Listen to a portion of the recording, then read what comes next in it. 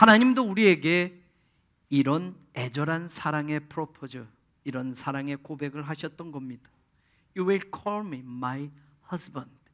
네가 나를 나의 남편이야 라고 이렇게 부르게 될 거다 라고 하나님이 말씀하면서 이런 사랑의 고백을 하시는 겁니다. 뿐만 아니라 19절과 20절에 보면 내가 너에게 장가들겠다라는 말을 3번이나 반복하십니다. 영원히 장가들어 함께 살겠다. 공의와 정의와 은총과 긍휼이 여김으로 너에게 장가들겠다. 진실함으로 내가 너에게 장가들겠다. 내가 너하고 결혼할 거야 라고 하나님이 이런 고백을 하고 계십니다. 그렇다면 이런 고백을 하시는 하나님과 이스라엘 백성들 정말 사랑하는 관계였구나 라고 생각할 수 있을 것 같지만 사실은 이 결혼은 반대해야 합니다. 하나님이 이렇게 고백하면서 이스라엘 백성들과 결혼하시면 하나님이 너무 손해보는 결혼이기 때문입니다. 하나님만 너무 아픈 결혼이 되기 때문입니다. 호세아가 이 말씀을 선포했던 주전 8세기 북왕국 이스라엘은 여로보암 2세가 통치하던 시대였습니다. 당시 이스라엘 백성들은 하나님 앞에서 온전한 신앙생활을 하지 못했습니다. 여로보암 2세가 다스리는 시대에 하나님은 북왕국 이스라엘에게 엄청난 복을 주시고 은혜를 베푸셔서 나라가 부강하게 되었습니다. 다윗과 솔로몬 시대만큼 영토도 확장되어졌습니다. 물질적인 풍요를 누리게 되었습니다. 그러나 이스라엘 백성들은 사치와 향락과 이방신을 섬기는 영적인 타락과 우상 숭배로 하나님의 마음을 그 어느 때보다도 아프게 했던 시기였습니다.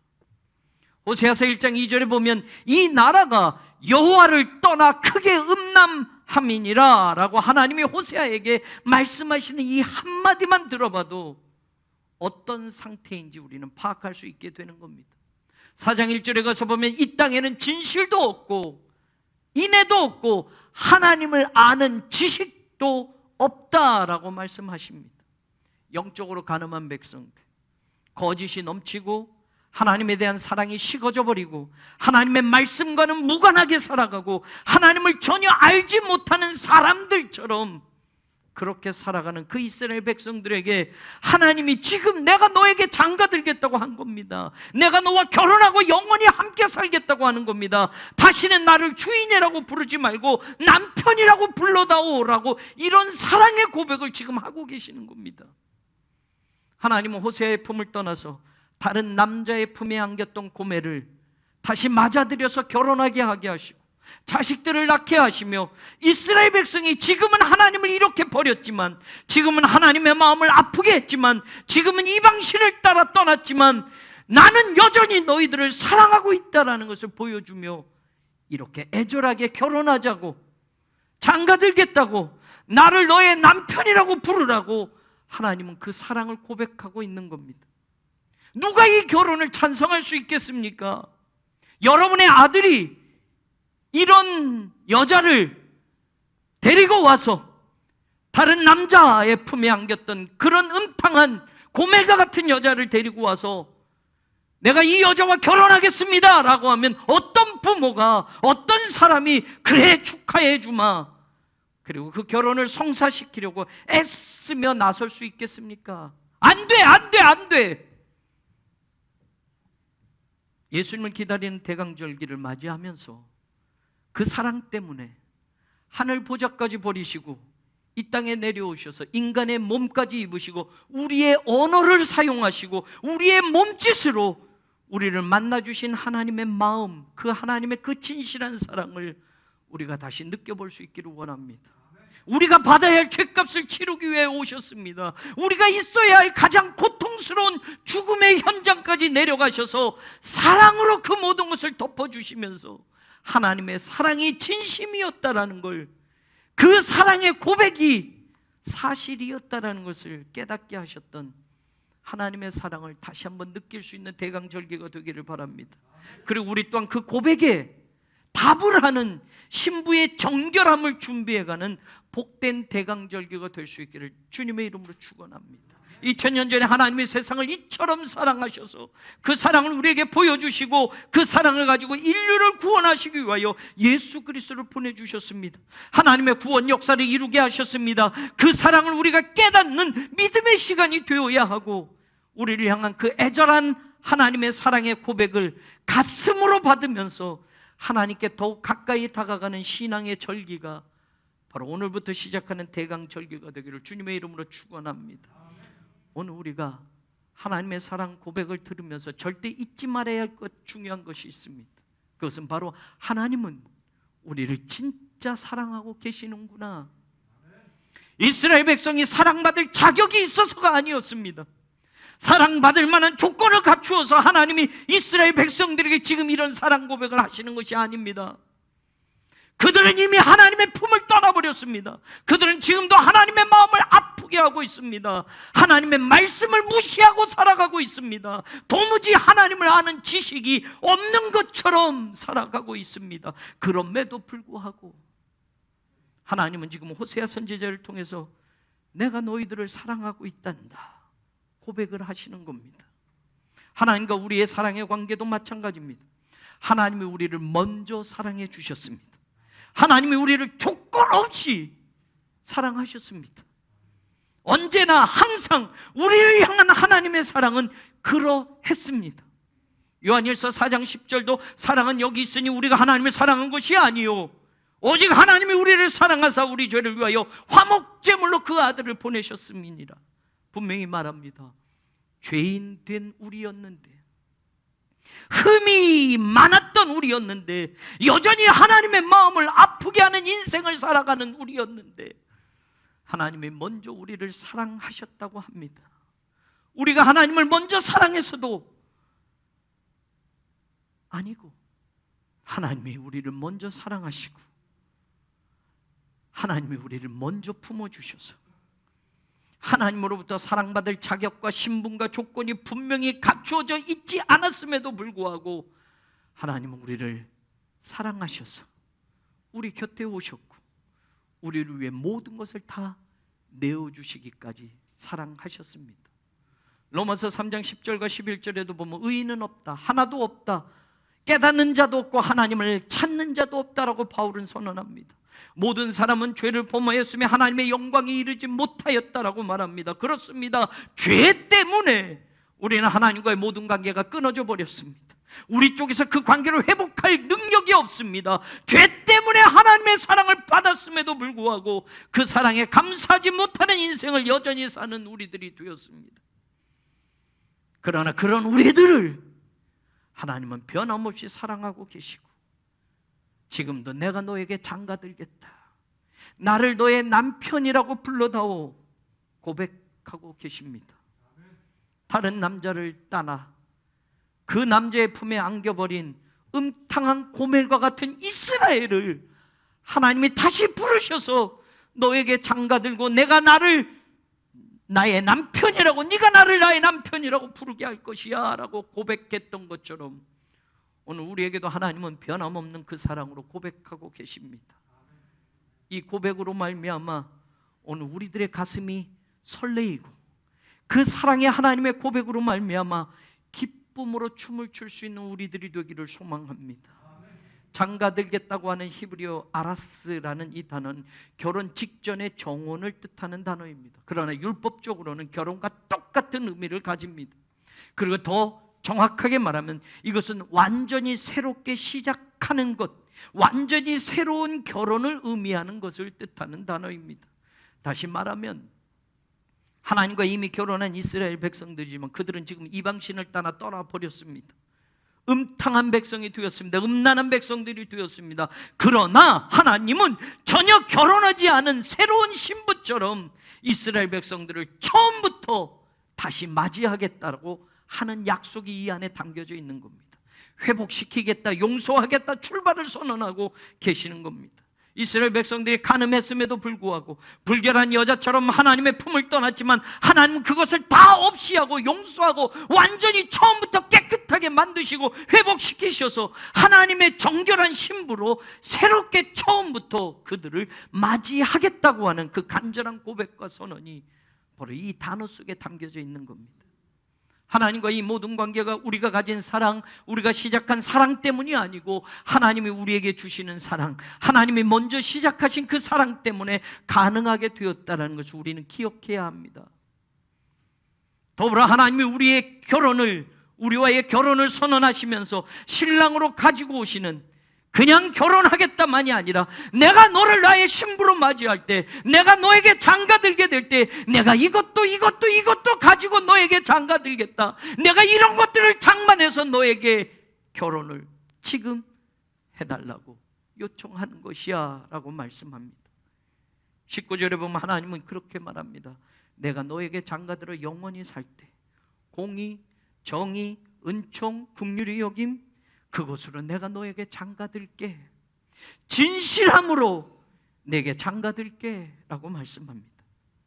하나님의 신부를 맞이하는데 그냥 오시겠다고 하는 게 아닙니다.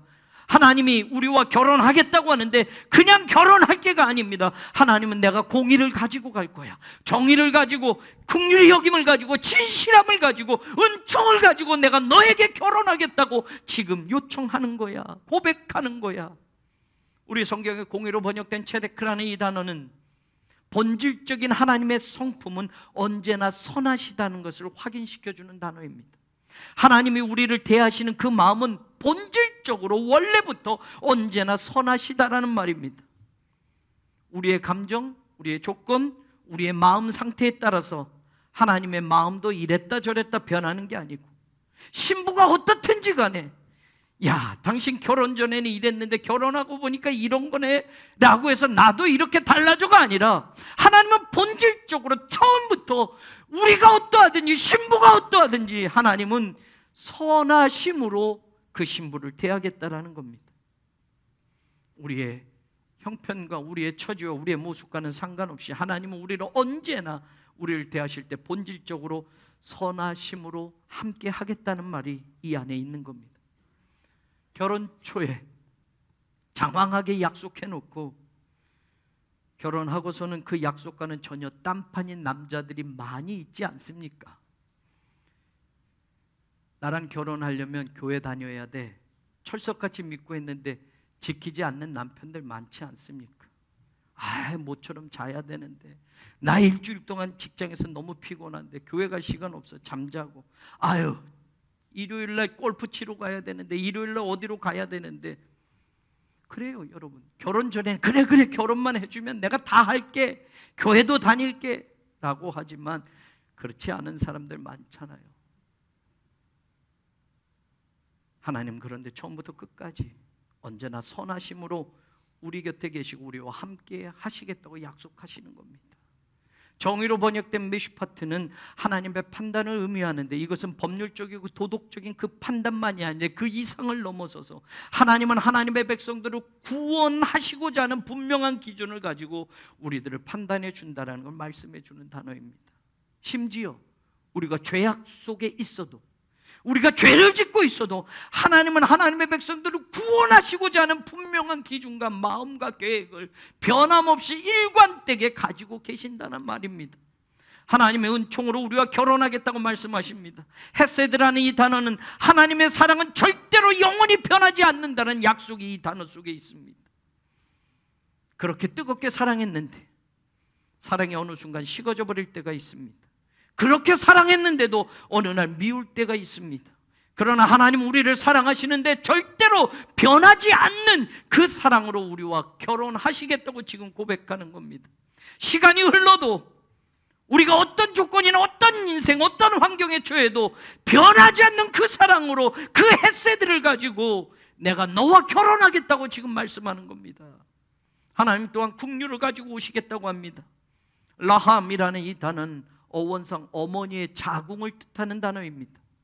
다시 의미적으로 말하면 그만큼 무한하고 뜨거운 어머니의 사랑과 같은 마음으로 우리를 사랑하고 계신다고 하는 하나님의 마음을 표현해 주는 단어입니다.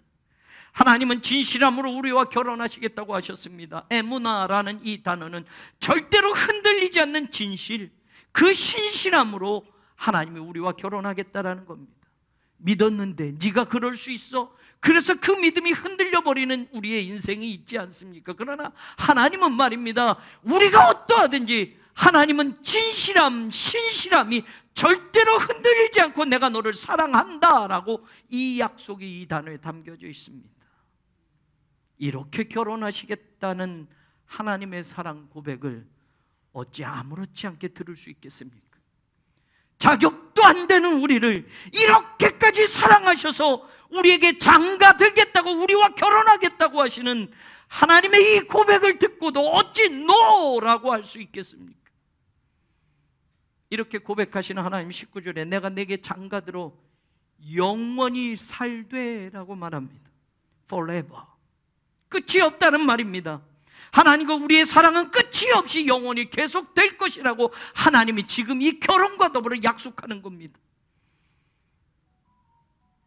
우리 인생은 그렇게 약속했지만 살다 보니 성격이 차이가 납니다. 살다 보니 몰랐던 일을 알게 되었습니다. 그래서 여기까지입니다 하고 헤어질 때가 있지 않습니까? 그래서 결혼을 하고 1주년이 되면 지혼식이라는 걸 옛날 우리 선현들은 했습니다. 결혼 생활하고 1년 되는데 그 결혼을 기념하는 그 시기, 지혼식이라는 것은 무슨 뜻입니까? 지자가 종이 지자입니다. 처음에 사랑으로 만났습니다. 그리고 결혼을 했습니다. 그런데 1년 살아보면 성격이 다른 걸 알게 되고, 사랑했을 땐 보지 못하고 늘 같이 1년을 살다 보면 안 좋은 것들이 눈에 보이기 시작합니다. 그래서 다투기도 합니다. 흔들리기도 합니다. 성격이 차이가 있네 라고 서로 말하기도 합니다. 그래서 얼마 안 가서 서로 갈라지고 찢어지기도 합니다. 그래서 종이처럼 쉽게 찢어질 수 있는 결혼도 될 수 있기 때문에 그 1년을 서로가 다르지만, 성격도 다르지만, 차이가 있지만, 안 좋은 것도 보이지만 부부가 서로 이해해주고 격려해주고 서로에게 맞추어 주면서 사랑하며 참고 온 부부를 축하하는 그 시기, 바로 1년 후에 하는 지혼식이라는 겁니다. 5주년이 되면 목혼식, 나무 목자를 씁니다. 7년이 되면 화혼식, 7년쯤 되면 꽃처럼 아름다운 가정을 가꾸고 꽃처럼 아름다운 자녀들을 두게 되면서 바로 화혼식이라는 것을 합니다. 10주년이 되면 석혼식, 줄석자 혹은 고운 삼배 석자를 따서 이야기합니다. 25주년이 되면 우리가 잘 아는 대로 은혼식을 합니다. 30주년이 되면 은보다 조금 더 귀한 보물이라고 하는 진주혼식을 합니다. 35주년이 되면 산호혼식, 45주년이 되면 홍옥혼식, 50주년이 되면 우리가 아는 금혼식, 그리고 60년이 되면 금강혼식이라고 합니다. 부부들은 사랑으로 결혼했지만 수많은 위기의 시간을 지나는 겁니다. 그러면서 어려움을 같이 극복해가는 겁니다. 그렇게 살다가 30년이 되고 40년이 되고 두 부부가 건강해서 50년을 살고 60년을 같이 살아서 금강석같이 변하지 않는 부부, 단단하고 귀중하고 아름다운 그 결혼의 삶을 이끌어온 부부를 당사자들도 서로 축하하고 자녀들도 축하하고 친구들도 축하하는 그런 기념식을 그렇게 거행하는 겁니다. 그런데 하나님은 20년 결혼하겠다 말하지 않아요. 그래 50년 같이 하겠다고 말하지 않았습니다. 내가 너에게 결혼하고 장가들어 영원히 살겠다고 오늘 약속하는 겁니다. 내가 너에게 결혼하고 장가들어서 영원히 살겠다고 하나님이 말씀합니다. 하나님이 우리를 사랑하시는 그 사랑은 20년, 30년, 50년으로 끝나는 것이 아니라 영원히 계속되는 사랑으로 영원히 우리와 함께 하겠다고 고백하신다라는 것. 처음부터 변함없는 그 사랑으로 우리 곁에 영원히 하나님은 함께하고 싶으시다고 지금 말씀하는 겁니다. 그러니 하나님은 처음부터 우리를 제한된 시간만이 아니라 영원한 시간을 우리와 함께할 그 계획을 가지고 우리를 창조하셨다라는 말입니다. 우리는 이 세상만 살고 끝나는 인생이 아닙니다. 하나님이 우리를 창조하실 때 영원을 함께 살 인생으로 창조하셨습니다. 그런 목적을 두셨습니다. 하나님과 함께 영원히 살며 하나님의 사랑을 받고 살도록 우리는 창조되어졌다는 말입니다. 그런데 죄가 들어왔습니다. 하나님과 우리 사이를 갈라놓았습니다. 하나님은 예수 그리스도를 보내셔서 죄로 갈라진 그 사이를 십자가의 사랑으로 다시 이어놓으셨습니다. 그 예수님을 기다리는 복된 대강절기에 우리의 믿음과 마음과 인생이 모두 하나님의 영원한 사랑에 그 모든 시선을 맞추어 갈 수 있기를 소망합니다. 우리와 영원히 함께 살기를 원하신다는 하나님의 약속에 소망이 있는 겁니다. 하나님이 우리와 영원히 함께 결혼해서 살겠다고 하는 그 약속에 희망이 있는 겁니다. 우린 인생 60, 70, 80만 살고 끝나는 것이 아니라 영원을 살도록 처음부터 하나님으로부터 창조되었다라는 걸 믿으시기를 바랍니다. 그래서 하나님과의 사랑도 영원한 사랑입니다. 우리에게 장가들겠다고 하시는 하나님의 약속의 관계도 영원 속에서 우리는 생각해야 합니다. 그러니 우리의 인생이 이제는 영원히 우리와 함께 살기를 원하시는 하나님의 그 약속을 맞추어 살아가는 사람들이 되기를 바랍니다. 저와 여러분의 남은 인생의 모든 것이 그 목적을 바라보고 이 세상에서 하나님이 주신 것들, 그것이 있다면 영원한 것에 다시 투자하는 그런 믿음의 사람, 하늘나라 백성의 사람, 그런 삶이 저와 여러분의 것이 되기를 주님의 이름으로 축원합니다. 어떤 은행이 곧 파산된다고 뉴스에 나왔습니다. 어떤 회사가 이제 곧 부도가 난다고 뉴스에 나왔는데, 근데 그 다음날 그 뉴스를 듣고도 그 은행에 가서 자기 전 재산을 맡기는 어리석은 사람은 한 사람도 없습니다. 곧 부도 난다고 어제 뉴스에 나왔는데 오늘 그 회사에 입사 원서를 내는 어리석은 사람은 한 사람도 없습니다. 우리가 사는 이 세상은 바로 그렇습니다. 이 세상의 것들은 영원한 것이 한 가지도 없습니다. 반드시 언제가 끝날 때가 있습니다. 이 세상의 것들은 언제가 문을 닫을 때가 있습니다. 불교인들이 말하는 것처럼 돌고 또 돌고 도는 게 윤회하는 것이 이 세상이 아닙니다. 기독교는 시작이 있고 끝이 있습니다. 세상에 시작이 있고 세상에 끝나는 날이 있다는 말입니다. 그런데도 우리는 이 세상이 영원히 계속 이어지는 것처럼 살려고 합니다. 이 세상에서 내가 영원히 사는 것처럼 살려고 합니다. 주신 것 나누지 못합니다. 더 가지려고만 합니다. 하나님의 은혜로 베푸신 것 살면서 베풀지 않고 나 혼자만 쌓아두려고 합니다. 영원한 하늘나라를 보지 못하고 땅의 것만 바라보고 살아가려고 합니다. 내가 너에게 장가들어 영원히 함께 살겠다고 하는 하나님의 이 사랑의 고백을 듣고도 영원을 꿈도 꾸지 못하고 이 세상 것만 전부로 알고 살아간다면 그만큼 어리석은 신부는 없다는 말입니다. 하나님이 우리에게 장가들겠다고 하십니다. 하나님의 신부가 되어달라는 말입니다. 하나님이 우리와 영원히 같이 살자고 하십니다. 공의와 정의와 은총과 긍휼과 진실함으로 우리와 결혼하겠다고 하나님이 고백하십니다. 그러니 너도 나의 영원한 신부가 되어달라는 말입니다. 이 고백에 어찌 설레이지 않을 수 있단 말입니까? 이 고백에 어찌 하나님 앞에 예스라고 대답하지 않을 수 있겠습니까? 예수 그리스도를 보내셔서 죄로 깨어진 모든 관계를 회복시키시고 하나님의 신부로 우리를 다시 부르시고 맞이하시는 하나님의 이 사랑 고백을 가슴 떨리게 다시 듣고 영원한 하늘나라 신부로 저와 여러분이 살아가는 복된 인생이 되기를, 그런 우리 모두가 되기를 대강절기가 시작하는 오늘 이 땅에 오실 예수 그리스도의 이름으로 간절히 축원합니다. 하나님, 나랑 결혼해 줄래? 나 너하고 영원히 같이 살고 싶단다. 정의, 공의, 은총으로 귀중히 여기며 진실함으로 나 너와 결혼해서 영원히 살고 싶단다. 애절한 사랑의 고백으로 우리에게 찾아오시는 그 하나님을 기다리고 맞이하는 대강절기가 되게 하여 주옵소서. 영원히 살 하늘나라 신부로 영원을 꿈꾸며 하늘나라의 삶을 기대하며 살아가는 우리 모두가 되게 하여 주옵소서. 예수님의 이름으로 기도합니다.